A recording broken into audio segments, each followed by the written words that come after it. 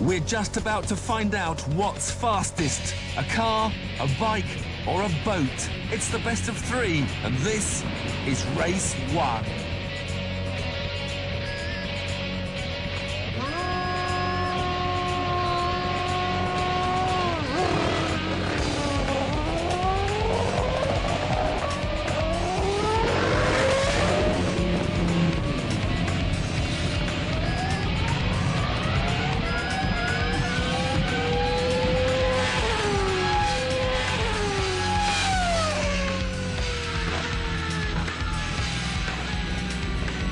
Rutter makes a mega start and takes just 5.4 seconds to catch the boat. He finishes the quarter mile in 10 seconds, with Button taking 11 and Curtis 13.5.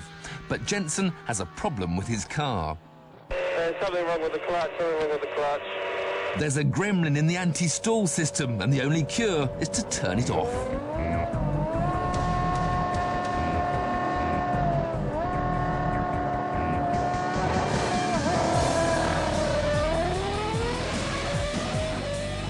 This time, Button gets a better start and manages to pull away at the halfway point to take the win in 9 seconds. Rutter is 4 tenths behind, with Curtis again clocking 13.5 seconds.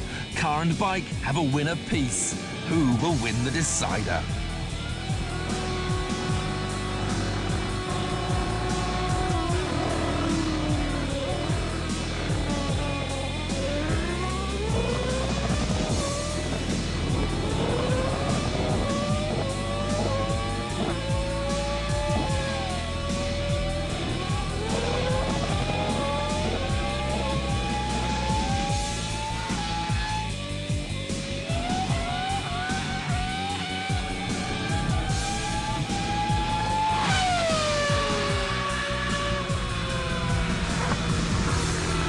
It was an epic battle, and although level for the first 100 metres, as soon as Button could use full power, he streaked away from a wheeling Rutter, with Curtis again finishing 3 seconds behind.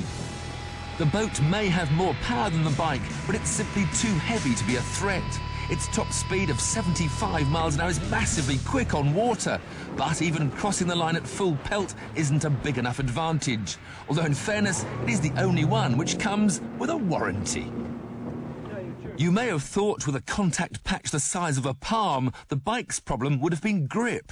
But a super sticky tyre compound meant there was no wheel spin at all. Instead, the big problem is a tendency to wheelie. On one wheel, you can't use full power without flipping over. The team had lengthened the wheelbase by a few millimetres to try and help, but what's really needed is a chassis about 2 feet longer to shift the weight forward and keep the front down. Although the car is 3 times heavier than the bike, it has 4.5 times the power. But at the start, it's even Stevens because the V10 develops most of its grunt at higher revs. At around 100 miles an hour, the aerodynamics take over, pushing the tyres into the ground, allowing Jensen to unleash the full 900 horsepower without fear of wheel spin.